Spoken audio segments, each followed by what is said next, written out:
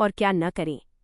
नमस्कार दोस्तों, हमारे शास्त्रों और धर्म ग्रंथों में वर्ष के 12 महीनों में से 4 महीने बेहद पवित्र माने गए हैं, जिन्हें चातुर्मास कहा जाता है। केवल हिंदू धर्म में ही नहीं, बल्कि कई अन्य परंपराओं में भी इन 4 महीनों में संयम और भक्ति का विशेष महत्व है। लेकिन क्या आप जानते हैं कि चातुर्मास केवल पूजा पाठ का समय नहीं है, बल्कि ये हमारे शरीर, मन और आत्मा के शोधन का वैज्ञानिक समय भी है।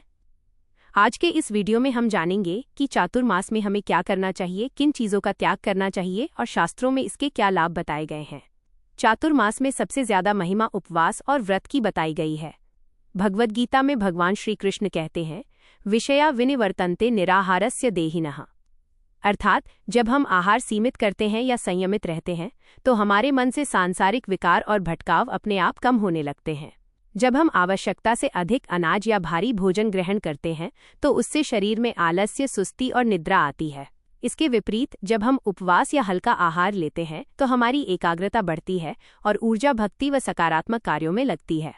शास्त्रों में कहा गया है कि जो व्यक्ति अपनी नींद और भोजन पर नियंत्रण पा लेता है, वही अपने जीवन में वास्तविक सफलता प्राप्त करता है। चातुर्मास हमें सिखाता है कि हम अपनी निद्रा को नियंत्रित करें और ब्रह्म मुहूर्त में जागकर अपने आध्यात्मिक या जीवन के मुख्य लक्ष्यों पर ध्यान केंद्रित करें। भविष्य पुराण में उल्लेख आता है कि जो व्यक्ति चातुर्मास के दौरान नियम, व्रत और प्रभु नाम का जप नहीं करता, वो जीवन के एक बहुत बड़े अवसर को गंवा देता है। वहीं स्कंद पुराण के अनुसार चातुर्मास के 4 महीनों में 4 मुख्य चीजों को छोड़ने का विधान बताया गया है। श्रावण मास में हरी पत्तेदार सब्जियां त्यागनी चाहिए। भाद्रपद मास में दही का त्याग करना चाहिए। आश्विन मास में दूध का त्याग करना चाहिए और कार्तिक मास में उड़द की दाल का त्याग करना चाहिए।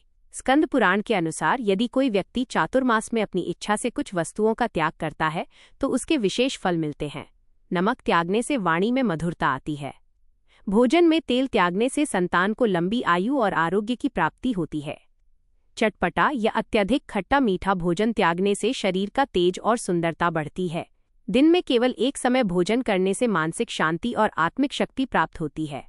और बिस्तर का त्याग कर भूमि पर शयन करने से मन में शुद्ध विचार आते हैं और भक्ति भाव दृढ़ होता है। यदि आप इस चातुर्मास में अपनी भक्ति और जीवन में प्रगति चाहते हैं तो इन मुख्य बातों का ध्यान जरूर रखें। प्रतिदिन ब्रह्म मुहूर्त में उठकर भगवान के नाम का जप करें।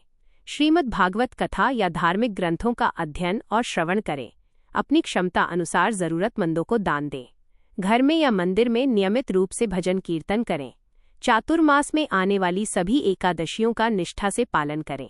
प्रतिदिन तुलसी जी को जल अर्पित करें और उनकी परिक्रमा करें। संध्या के समय भगवान के समक्ष दीप प्रज्वलित करें। मन, वचन और कर्म से ब्रह्मचर्य का पालन करें। झूठ, निंदा, ईर्ष्या और व्यर्थ की बातों से दूर रहें और मंदिर तथा भक्तों की सेवा में अपना समय लगाएं। दोस्तों, चातुर्मास का समय एक बोनस समय की तरह होता है। इसमें किया गया थोड़ा सा भी शुभ कार्य और भक्ति हमें कई गुना अधिक फल प्रदान करती है।